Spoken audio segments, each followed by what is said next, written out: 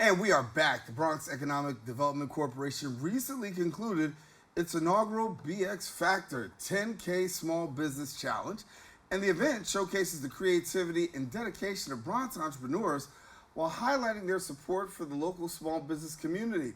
Joining me now is the Director of Outreach at the Bronx Economic Development Corporation, Marshall Strawbridge. And then we've got the Creative Director and founder of Gomez Design Studio, Tiffany Gomez. And they both join us right now. And Marshall, good to have you. Thanks for having me on, Darren. How are you? I'm doing good, doing good. It's an exciting time in the way of getting to see local creatives and entrepreneurs really take a step up.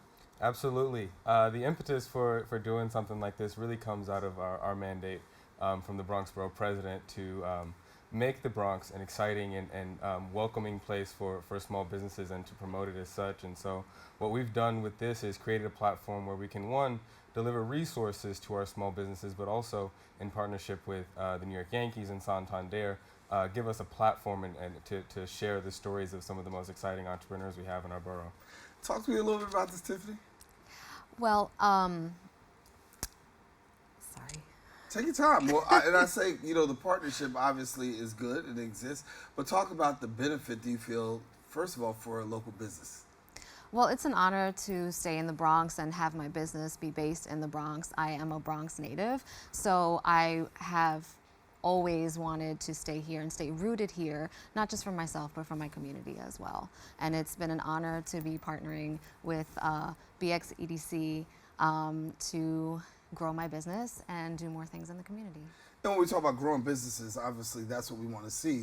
A small business is definitely the lifeblood of America right now. If we don't have small businesses and entrepreneurs, we're in some serious trouble. But here, obviously, a lot of the footprint is really on making small businesses sustainable and then also accessible to the community. That's right. You said it best. The small businesses are really the backbone of our economy. They've really been the driving force behind our borough's recovery. It's been evidenced by the report that came out of the State Comptroller's Office, and it's something that we really look to build off of and use the BX Factor as a way to celebrate. So, Tiffany, you take your business, you make this pitch, right? Mm-hmm. And then you're out there pitching and hoping that the pitch catches, mm-hmm. right? Yes. So give me your thoughts about how nervous you were making this pitch, knowing what's at stake, and then finding yourself here. Well, I'm definitely very nervous. I had never pitched anything, especially in front of such a large group before. But I really wanted to just stay true to what it was that I believed for my business, and talking a lot about the ability to connect with women specifically in the borough. About 90% of my clientele is women, so I wanted to really address some of the needs that women have shared with me over the years, that they don't really have an outlet to create. There's limited resources for them to kind of get their hands dirty and explore this specific trade. So it was really important for me to touch on that. Yeah. When we talk about a woman such as Tiffany, obviously it rises to the top that her work is out there and she's got an extra push based on this. A lot of people don't get that push, and there are a lot of challenges that we see with Bronx businesses. For viewers, what are some of those challenges that maybe we're not paying attention to that we should know about? I would say the challenge that BXEDC is laser focused on addressing is delivering resources to small businesses in the form of capital access. Mm-hmm. That is our bread and butter. That's our focus right now. A number of our businesses here are, for one reason or another, not lendable through traditional financial institutions, and so the core of our mission is to deliver resources to those businesses to fill in the gaps between where there's a need here in our borough that's not being met by our traditional financial institutions. And so this grant is one example of that, but a number of our lending programs dedicated to small businesses are also a part of us filling that gap that exists for small businesses. So Tiffany, you scored a win here. Talk to me about what does this mean for you for the future? Obviously, optimistic in terms of making the pitch, but then for the business itself, being a recipient as a grant winner, what else does it mean for you? This is a big deal for me, and I really want to look at all the new ways that I can grow the business through new marketing tactics, also expanding space so that there is an opportunity for me to share my space with women and even kids in the Bronx for workshops and things of that nature. Starting an internship program and an apprenticeship program. So the funds have a lot of different ways to be used. Yeah. What advice do you have for small business owners who may be out there struggling and, trying to turn the corner, but here you are as a great example? I think it's really important for business owners, especially new business owners, to just keep going. It can be really discouraging in the beginning. There's so many things that can work against you, but to just keep going and trying to find a way to move forward and grow and pivot if ever there's a situation that is not working in your favor. Do you ever sit back and say, you got great examples such as Tiffany, there are 4 other recipients, I believe, that you also had, than one, but then so many talented people out there that unfortunately don't always get the exposure, right? Daren, we had over 100 applications for this grant. It was a really tough decision getting down to the 5, and it was an even tougher decision choosing a winner. And I think that's just evident of the number of great businesses we have here in the Bronx. The BX Factor is here to stay, no question about that. And my focus over the next year is going to be to make this bigger so that we can, one, deliver more resources to the cohort next year, but also be able to touch more of the businesses that we received applications from.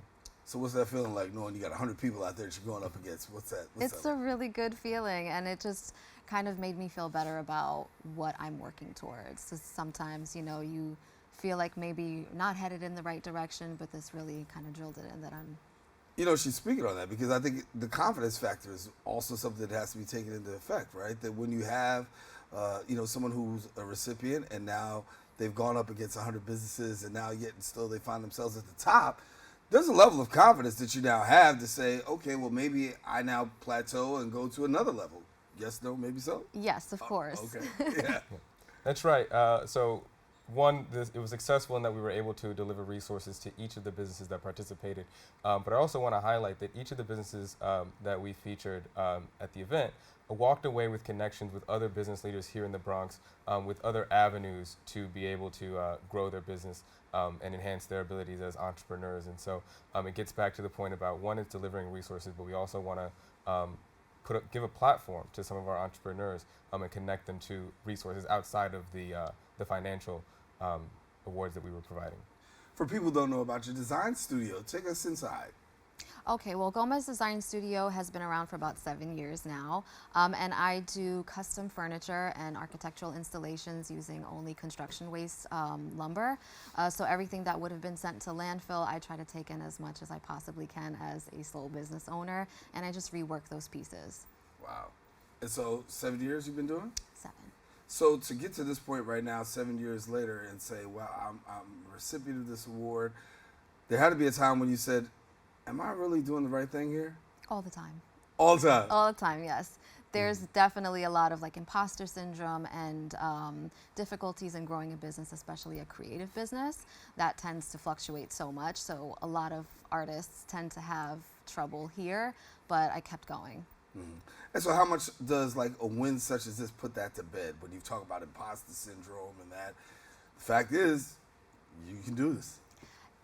It's really a confidence booster, like you said, and it now puts me in a position of a bigger responsibility, because after pitching this and wanting to really engage with my community, now I know that this is something that I have to continue doing. Yeah. What's the response that you get from entrepreneurs who have actually taken part in this and maybe they did come up short? I mean, was there a hunger to say, let's do this again, let's go after this? Oh, absolutely, absolutely. So we, one, get a lot of excitement around doing grants in addition to the loans that we do. Grants are obviously better than loans, and so there's a lot of excitement around that. But yeah, the engagement that we got from the small businesses throughout the borough really indicate this is a hit, and it's something that we want to keep doing in the future. So for the ones who didn't make it, is there a conversation about maybe try again next year, other than try again next year, I should say? Is there more about this is what we're looking for, or how does that work? So all of the businesses who applied are welcome to apply for the small business, the capital access programs that we have available, and we will continue to work to try and deliver other resources to businesses in the borough.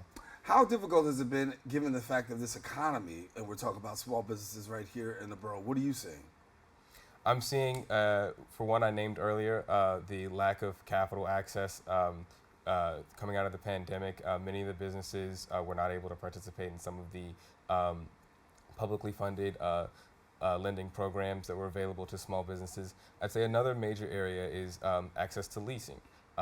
We see a lot of real estate speculation in the borough and rising costs of space, and so access to lease agreements or lease agreements that are actually beneficial to businesses are hard to come by. It's an area where it's putting a lot of businesses in a tough spot. How frustrating for you, given the fact that we see spaces out there for people, but rent is high, and then you talk about the access to resources, and banks are requiring more and more things from, sometimes small businesses, and this could be like, a mountain for somebody to really climb over just to be able to say, I want to do my business. It's really challenging, especially the cost of rent for studio space. I've been put in a position where I've had to share space, which is very difficult, especially when I'm creating large pieces. It becomes a problem, but the prices are just really challenging, especially for the square footage that I need. So hopefully things get better. Yes, we're hoping that things get better, but we continue to follow you. Tiffany, thank you so much for being with us. Thank you for having me. It was always good to have you again. Thank you. And certainly we want to tell people, if you want more information, visit the website, bxedc.org. And of course, if you want to follow Tiffany, go to gomezdesignstudio.com. We encourage you, don't go anywhere. We have more open coming up right after this.